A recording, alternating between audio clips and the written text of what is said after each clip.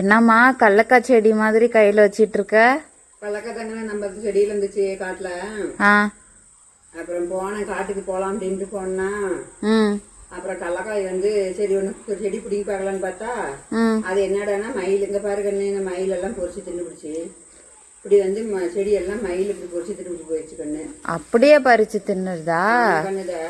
மண்ணிலேயே மண்ணை நோண்டி அப்படியே எடுத்து தின்னுபிடுது கண்ணுங்க. பாரு கண்ணு, எவ்வளவு மனுஷன் பொறிச்சா கூட இப்படி பொறிக்க முடியாது, அது எப்படி பொறிச்சு இருக்குதுன்னு பாரு கண்ணு.